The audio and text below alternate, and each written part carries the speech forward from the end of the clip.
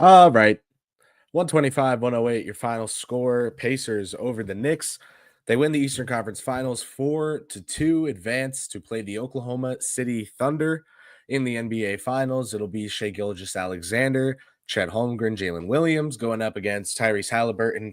Eastern Conference Finals MVP Pascal Siakam, Miles Turner, Andrew Nembhard. It's a great NBA Finals. Two small market teams who traded their way to excellence, and both play a style of basketball that they're different from each other, but very much fits the modern NBA landscape. Oklahoma City, elite defensively, they play the math game offensively, but they have a real hooper twist. Their number one option is plucked straight out of the 80s. He's a mid-range demon. He's a savant in pick and roll and getting to the rim without a screen. The Indiana Pacers are kind of the opposite. Instead of having a killer number one scorer, they have like Pascal Siakam, who's great on both ends, but really is kind of like a surgical type, pick you apart scorer, not a number one option, but a really nice number two. And they have Tyrese Halliburton, who's best at getting other people involved and who can have nice touch around the rim, get some buckets when needed, but mostly sets the table for the team. And then overall, they have a nice team defense. They whiz the ball around the court. It's not like a tiki-taka type offense, but it is just a lot of relentless hunting for the good shot, for shout out Hoosiers, shout out Indiana, because that's what they're doing out there. They're just getting the good shot every time they can. For the New York Knicks, very clear, if you watched all 6 games in that series, very clear that it could have gone either way, that the series could have been won by either team, that every single game in this series could have been won by either team, but one team blew game one the way the Knicks did. And not only did that set the tone for the series, it served as a bit of a microcosm for the Knicks season. Bouncing back, but not until they got trounced in game 2 as well. Going to Indiana, winning game 3, back in Indiana for game 4. Nice fight until they ended up getting in their own way in the fourth quarter and losing. Game 5, they need this to save the season. It's their first time being in a do or die situation with the season on the line in the NBA playoffs, with the opposing team having 3 wins. And they dig deep. They come out, Karl-Anthony Towns, Jalen Brunson, very effective offensively. Defensive bench performance was great, and they come out and win. Game 6, not as much luck. Indiana Pacers, I can look at the box score here and tell you exactly what the shooting numbers were, but it just felt like regardless of what percentage of shots went in, the Pacers both made more shots from downtown and took better ones. Yeah, Knicks were 9 of 32 from downtown. Landry Shamet, 4 of 7. I know 1 came in garbage time. You want to say 3 of 6? 5 with me. Jalen Brunson, OG Anunoby, both 2 of 7 from downtown. Karl-Anthony Towns, 0 of 4. 6 of 10 from the free throw line. 8 of 19 from the floor. If you take away the threes, he was 8 of 15 from inside the arc. That's cool. That's good. But 0 of 2 from Hart, 0 of 2 from Wright, 0 of 1 from McBride. The fact that Deuce McBride played just 11 minutes is kind of insane to me. I kind of can't believe it. I guess Shamet and Wright played his minutes instead of Hart's. Josh Hart played 22 minutes tonight, which, yeah, Cat played 38, OG 37, Brunson 34. But the Pacers, man, they're very good. Thomas Bryant, 3 of 4 from downtown, was a very nice boost for them. But if you take his threes out of the equation, Indiana was 17 of 33 for the game. If you take Bryant out of the equation, they were still 14 of 29 from 3. So as much as Knicks fans may want to chalk that up to Thomas Bryant making 3 straight threes to start the game, his first 3 attempts from downtown, the fact that he had 3 attempts from downtown and made all 3 of them, all of that's crazy. But the Pacers shot 51.5% from 3. And if Thomas Bryant had gone 0 for 0, they still would have shot 48.2% from 3. That's really good. So what are you gonna do? Overall for New York, it gets down to the offseason, right? That's what it comes down to. Now the Knicks are in their offseason. They're looking ahead at a summer where I believe they would like to extend Mikal Bridges. I can pull up their salary sheet right now. Knicks salary sheet. Let's get that year by year payroll. All right. So Bridges, they have signed through next season. I'm not sure if can they try to extend him this year? That's a Jeremy question. Towns, Anunoby, Brunson, Hart, Robinson, all locked in for 2026 as well. McBride locked in through 2027. Kolek, Dadier through 2028. So yeah, the Knicks are doing fine with regard to their core. Um, what could they look to do with the roster? It's a good question. I personally, and here's why: Mikal Bridges, 28 years old. Brunson, 28 years old. Robinson, 27. McBride, 24. Towns, 29. Anunoby, 27. Hart, 30.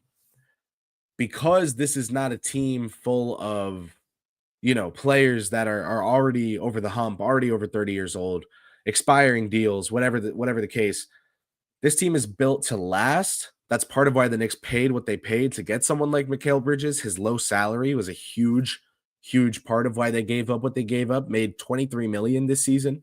They were able to just trade Bojan Bogdanovic and Daquan Jeffries for him, right? All that considered, I do think the Knicks, barring the unlikely, improbable, an extreme scenario in which Giannis Antetokounmpo ends up being a New York Knick, a package of something like Karl-Anthony Towns, Josh Hart, maybe Deuce McBride, maybe Pacome Dadier, and whatever picks the Knicks can possibly offer would have to be like the bare minimum New York gives up there.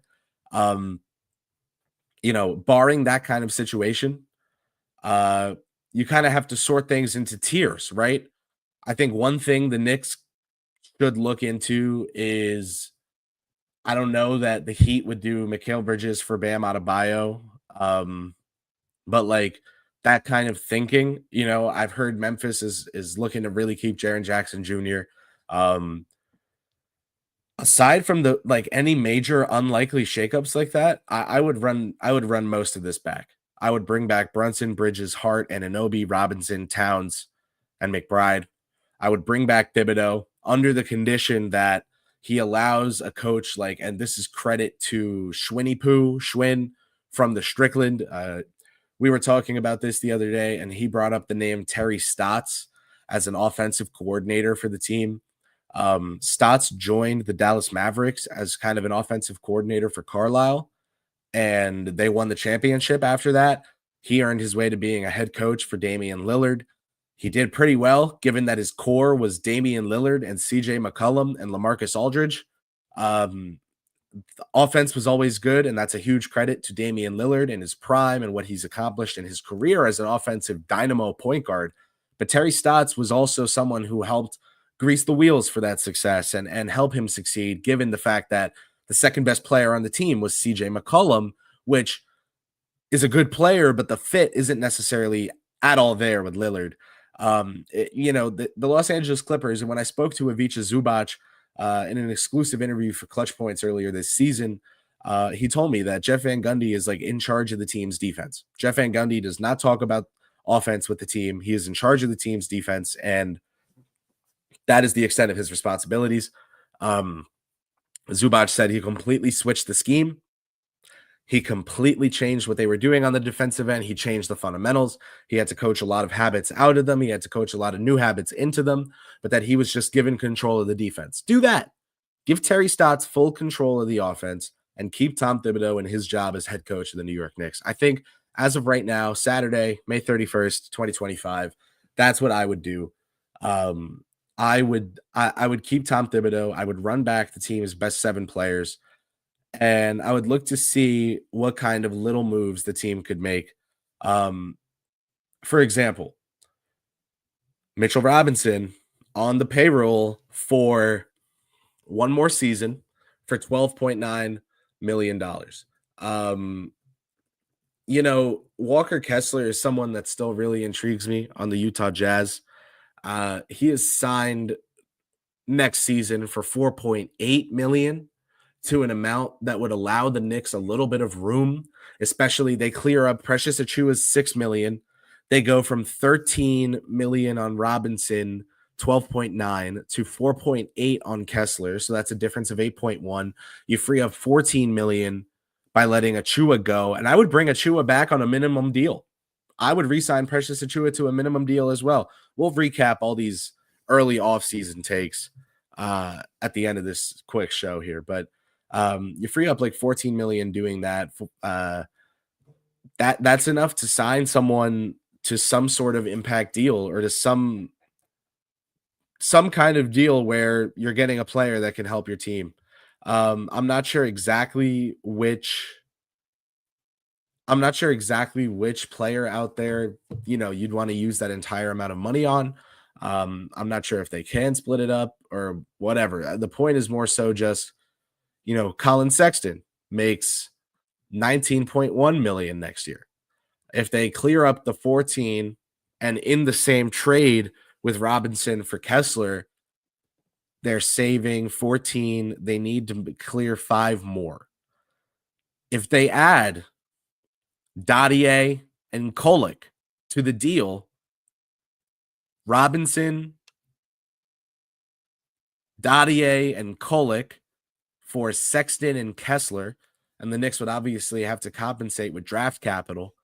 That's a deal I'd run away with if I were the New York Knicks. McBride, Sexton, Hart coming off the bench, starting Brunson, Bridges, Anunoby, Towns, and Kessler. Huck Porty as the backup center, bringing Achua back on a minimum to be the third center, having Kevin McCullough, having Tyler Kolek. Oh no, we traded Kolek 30 seconds ago.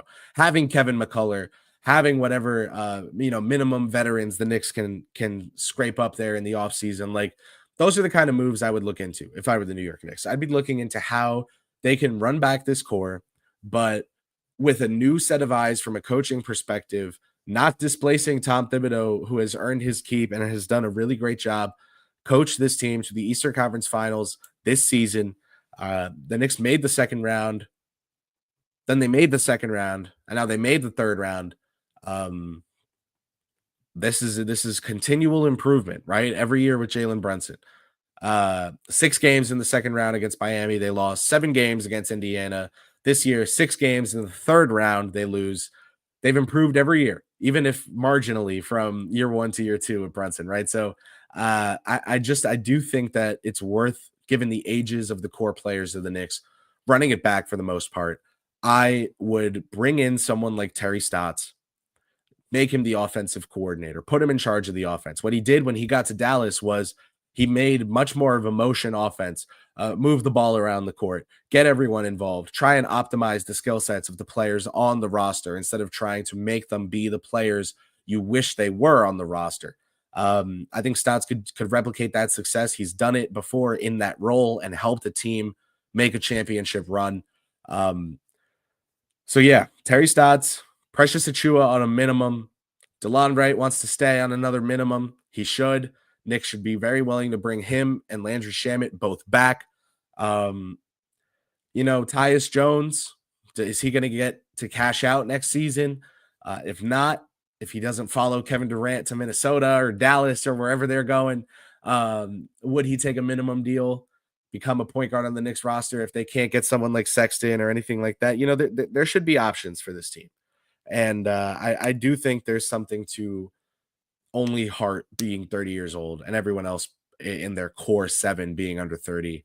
Again, Robinson, Kolek, Dottier, picks for Sexton and Kessler, if that's possible, Towns and Hart and picks for Giannis, if possible.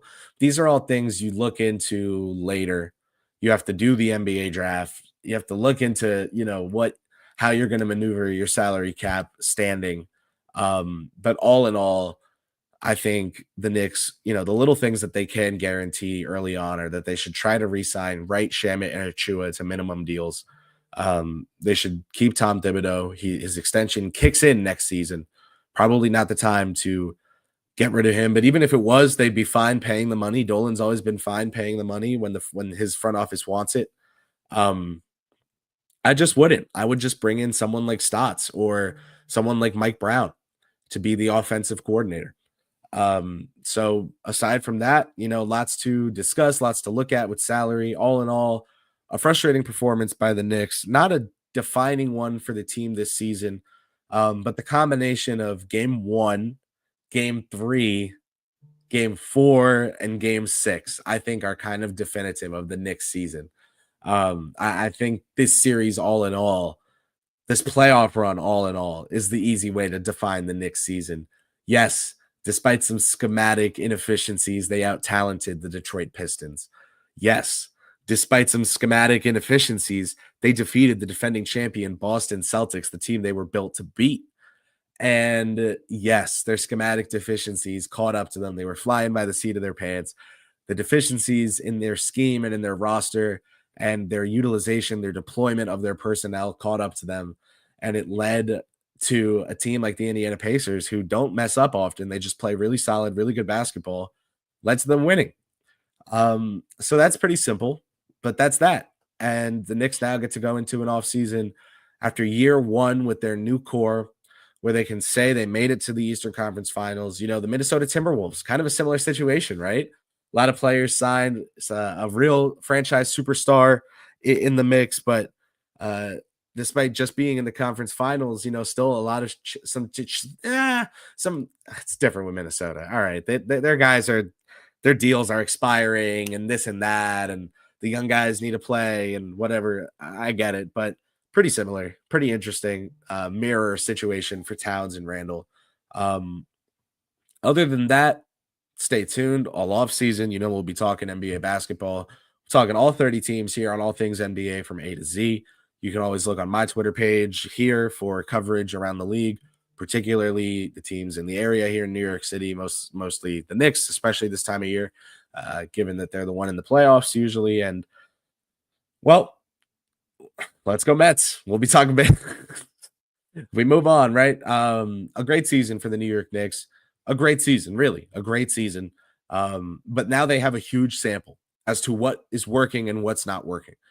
Deuce McBride playing 11 minutes in this game, playing 15 minutes in game 3 and 15 minutes in game 4.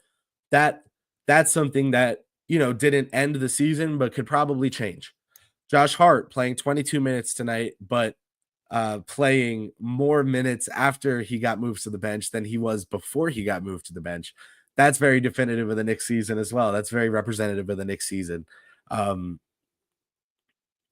These guys, as they continue to play and practice and work together, they'll grow together. And continuity in sports typically leads to good things when teams can afford and foster an environment for talent to grow and develop together. Again, it's clear that the coaching staff has helped turn this team around to and lead it strategically to heights that it has not reached in decades.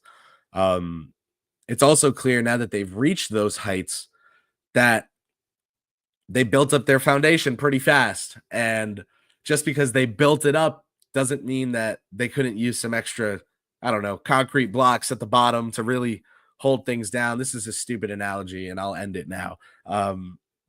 Stay tuned all off season. Knicks NBA coverage, WNBA coverage, maybe some MLB coverage. I'm going to try and sprinkle that in this offseason. Why not let it fly? Other than that, thank you guys. Thank you guys for following my coverage for whatever extent you did this season. I hope you enjoyed this NBA season thus far, and I really hope you enjoyed the NBA Finals. It's going to be a great matchup between two very impressive basketball teams, two very deserving basketball teams. 29 teams, unhappy every year, but it comes down to, do you feel like you did everything you could have or not? I think the Knicks should feel like they did not do everything they could have. And so that's something they can learn from this season. How to optimize the talent they have on the roster, whatever that talent is next season.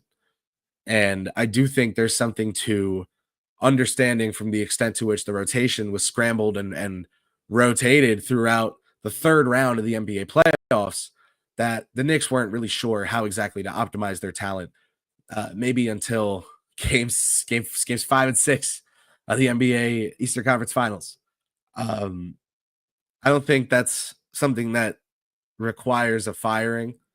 I don't think it's something that requires a drain, or a refreshing, or a house cleaning, but it is something that requires attention. And instead of ignoring it and pretending like it didn't happen and just pretending it was a fluke, and what does it hurt to bring in someone like Mike Brown, bring in someone like Terry Stotts with head coaching experience, either one of them, maybe not looking for another head coaching job. Maybe Brown is, so maybe Stotts would be the better choice. Um, but yeah, yeah. Other than that, lots to look forward to for Knick fans. Definitely a frustrating night, but always a pleasure to talk ball with y'all. Thanks for tuning in. If you're listening live, if you're watching live, go ahead, share this with a friend, especially if they're a Knick fan. You think they need to hear some cool, calm, collected breakdowns after that loss. If you're watching on Twitter, hit the retweet button, hit the follow button if you haven't already. If you're on YouTube, subscribe, red button at the bottom, and I'll leave y'all there. So short and sweet tonight, but maybe short and sour, more the way to put it. A great season. Thank you guys for following along. I had an amazing time covering this Knicks team. 100 games of basketball they played this season. That's pretty cool. 100 games this season for the New York Knicks. Of course, it ended on a loss, which means they didn't win the championship. But 28 other teams are going to be able to say the same thing. Of course, it's a bit of a loser mentality. I get it. The Knicks, unlike 26 teams, were in the Final Four.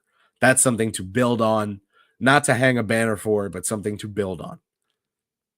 And I think they will. And I think their front office has shown that they will. And I think their star players have shown that they will, particularly Jalen Brunson. So we'll see. We'll see what they work on in the offseason. We'll see what the roster looks like.